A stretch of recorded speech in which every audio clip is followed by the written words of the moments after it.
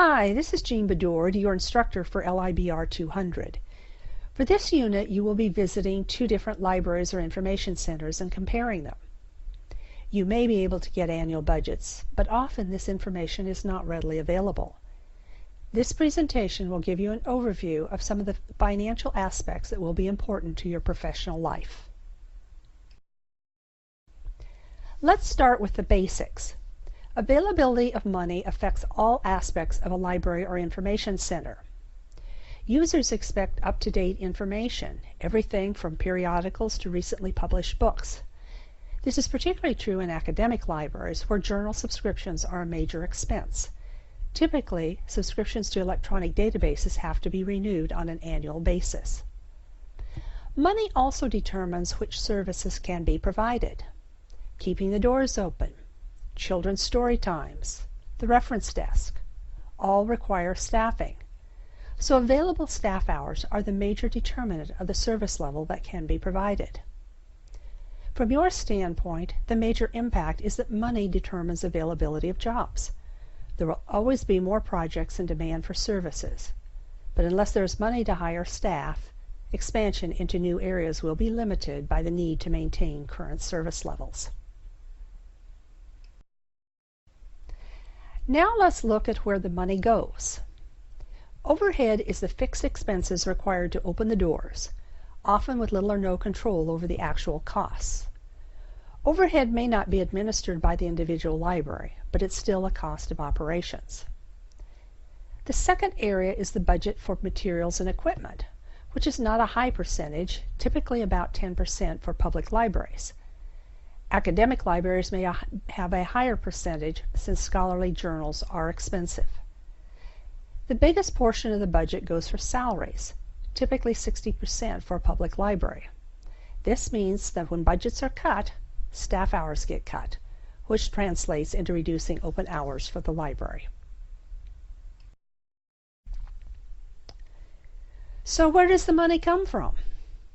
The biggest percentage will be money budgeted for operations, which is the most stable. This is also known as hard money and pays for permanent overhead and staffing. A second type of funding is one-time funding, also known as soft money, which is for a finite period of time and dedicated to a specific purpose. Technology projects are often accomplished by grant writing and special allocations. The staffing may be included, but these are short-term, temporary positions. Donations are another source of funding, usually to supplement the materials budget. It's easier to raise money to augment the collection than it is to pay the electrical bill. Capital improvements are a very different bucket of money. These may be funded by bond issues and are governed by a different set of financial rules than ongoing expenses.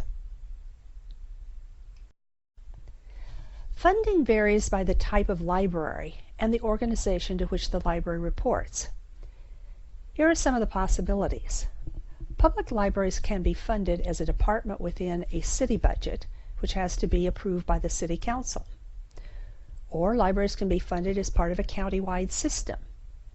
Sometimes libraries are funded by special districts, which gives them more autonomy. Or they can be funded by a combination. The Santa Clara County Library District distributes funds to 9 city libraries according to a formula of population, circulation, and assessed property value, which actually works quite well. The individual cities own the library buildings. In the case of Cupertino, my home library, the city also provides additional funding to staff Sunday hours, which are not provided by the county. As you can guess, this is quite popular politically. K-12 libraries may be funded at the school level or district level, depending on the system. Academic libraries are funded in a wide variety of ways depending on the size and complexity of the university. Stanford has over 20 libraries, each funded in different ways. The California library system for the UCs and CSUs is quite complex. For special libraries, there isn't a good way to generalize since their funding reflects their organizations. It's important to realize that funding and budgets do change. For publicly funded entities, these changes typically happen each fiscal year, usually July 1st to June 30th. The most important factor is the general economy, which causes tax revenue to increase or decrease, with a direct impact on budgets. The economy can also impact private universities, such as Stanford and Harvard, which depend on investment income from their endowments. State legislatures and other state agencies can also cause changes. And don't forget about federal level programs which may be mandated and sometimes funded. In the academic world, changes in priorities can also change funding. Then there are unforeseen events, such as hurricanes and floods, which upset all plans. Overall, remember that funding changes will happen.